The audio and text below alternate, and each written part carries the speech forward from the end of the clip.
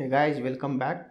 So in this video I will talk about for each ordered. Okay, so though I have given some idea of how this for each ordered works, but still here I will cover some more example and I will talk about how for each ordered works in details, right? So if you look at here you have a list of a list of integer, and then it's a parallel stream. So generally guys, for each ordered will give you the benefit when you have a parallel thread working on the stream. So when you have a parallel dot for each, and this you are creating one consumer by using method reference.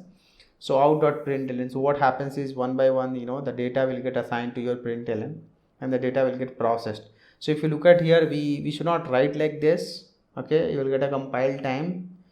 Generally your consumers are smart enough to consume the data from this stream, okay, because you are calling that list.stream.parallel.forEach, and here you have list.stream.parallel.forEachOrdered.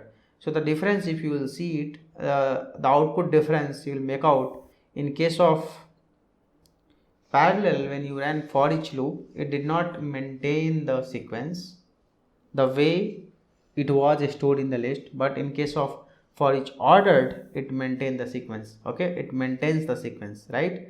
So this for each for each order 2 4 6 at 10, it will maintain the sequence even though you are running in the parallel, but this guy will not maintain the sequence when you have a parallel and when you are calling a for each. The second one, if you look at the example, here we have list of students, and this method you are very well familiar with. This give you the list of a student object, and the student object has name and age as a part of a student object, right? Return type is the list, okay, and it is a static in the nature, so I can call by using class name. So a student dot get list of a student. So assume that this guy will give you the list of a student, and on this list, of course, you can call a stream. So return type is going to be a stream of a student dot parallel. So it will create multiple thread dot for each, and then you have a consumer. So when you are calling a for each loop, one by one your student object will get assigned to this variable. X is going to be of type a student, and then since it is a student, whatever you write after arrow mark, this will get processed. So I am just printing the age, and again I have for each ordered. So in for each ordered, again it is the parallel stream and I'm calling the age.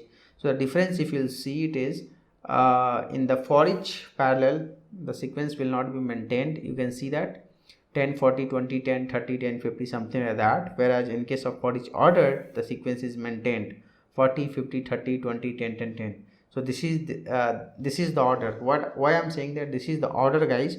The reason being is 4 40 50 30 20 and last 3 10, right?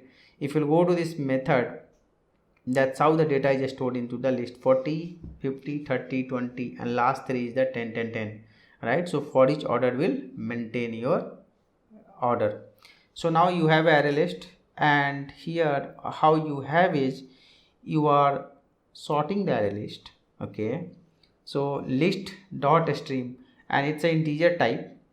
So on the stream you can call the method called sorted, and this sorted, okay, so if you press control click on sorted, this sorted actually takes comparator. Okay, this sorted takes comparator. So when this sorted takes comparator, and if I will go back to the example, comparator has a method called reverse order. Okay, so press control click on reverse order. So reverse order will actually, it will change the sequence of the sorting. So if it is ascending, right, when you generally when you do a sorting, it will be in the ascending, it will change to the descending. Okay, so since I don't have to write comparator here because the data is of type integer, and you know that all your wrapper classes, when you press control click on integer, it implements comparable.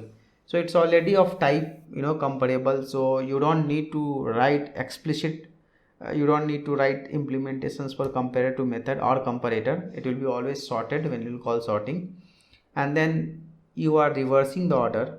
Okay, first you have sorted, now you are reversing the order. Now you are running a for each ordered, right? and you are printing the record. That's it. So look at here what output you will get. Your output will be in the opposite directions. You will get 10 at 6, 10 at 6, 4, 2, right? Ideally, when you don't call this reverse order, right? When you don't call this reverse order, so let me comment this, and when I don't call the reverse order, I'll be getting the output in the ascending order. Okay.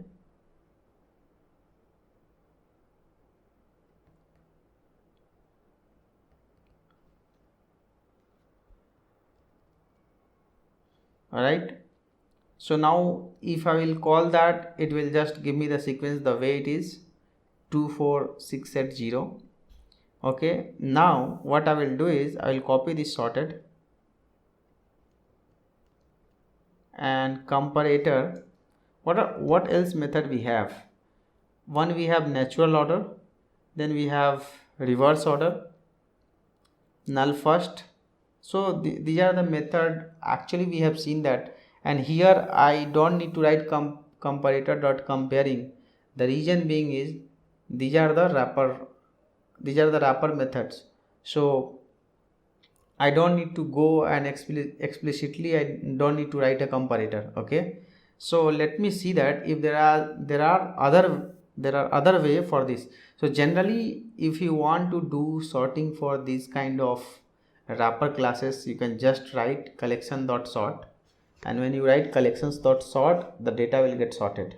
Okay, so since this is the stream, so a stream has, let me see that what method a stream has, dot so. So there is one sorted. Okay, so just call sorted here. Okay, you do. So there are two methods in the sorted. One will take comparator, one it will not take the comparator. So here you just call sorted.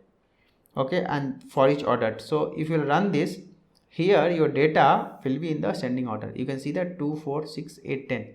So let me go here, and if I'll go here, if I'll write 9 also, so that you will think like otherwise it looks like the data is already ascending. Now data is not ascending. Now let's see that what happens.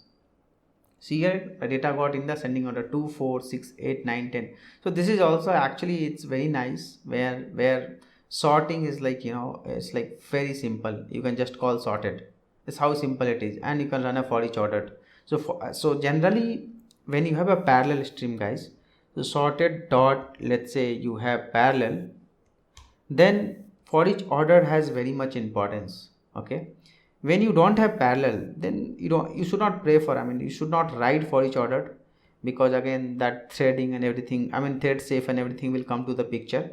Okay, let me write one line. Yeah, so now if you look at the output is not going to be the same. See, this is your for each ordered where the sequence was maintained, and this is the for each in the parallel. So both are in the parallel, but for the for each the sequence will not be maintained. So that's what the difference is, and that's what you understood, like where you should use for each ordered and where you should not. So again, it's based on your project requirement. You can go ahead and you can use that. Thank you guys, thank you for watching this.